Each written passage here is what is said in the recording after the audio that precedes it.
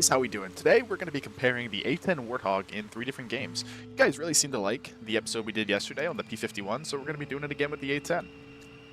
Now, obviously, the biggest downside of the Microsoft Flight Sim version is there is no burr, there's no gun, there's no weapons modeled, which is obviously a bit of a shame, especially for the legendary A10. But it still feels like a pretty good model. It feels very fast. Like, very fast compared to what I'm kind of used to. But, alright, let's line up for a landing. Alrighty guys, here we are back in the A10 on the approach. Yeah, I don't know why, but this A10 just feels super quick. Maybe it's just because of the fact that like most planes in Microsoft Flight Sim are obviously not military aircraft, so it feels really fast comparatively, but I'm not sure. Alright, really struggling to lose speed here. Okay, I guess that was touchdown. Let's throw on those brakes.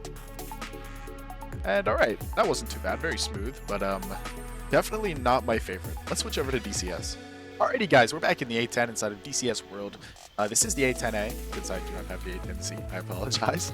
But it's still an A10 and it's still a wonderful aircraft, so we're on the takeoff roll here. See, now this feels a lot better. So like, the P51, I really wasn't comparing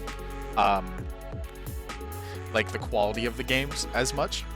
However, with this, it's like, it is so night and day. This feels like a much, much better representation of the A10, and you can also do this.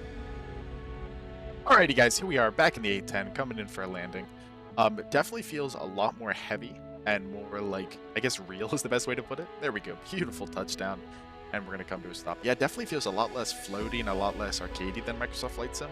I gotta say, so far DCS is definitely taking this one. Let's move over to War Thunder and see how that fares. Alrighty guys, here we are back in War Thunder. We're gonna be giving this A10 a try. We are in the premium A10A here. Just to give it a fair comparison to DCS. I know in Microsoft Flight Sim is the A10C, but don't worry about all that. So here we go. Definitely already feeling much better than Microsoft Flight Sim. Not sure how I feel between DCS and War Thunder so far. We're gonna have to give it a try. So here we are coming off the ground. Okay, doesn't feel too bad. Probably a little bit of an early rotation there. Yeah, feels pretty similar. I think DCS might still edge it out, at least on takeoff, but of course we have to see how War Thunder's burr is. So let's see. Ooh, that's pretty damn good. Alright, let's take it around for a landing. Alrighty guys, here we are coming in for the landing. Feeling pretty good. We're a little bit fast here, but that's okay. Always use the gun to slow us down. There we go, a little bit of slow down. And we're just gonna hold it off that runway. Just let ourselves slowly touch down. And there we go. Okay, not bad.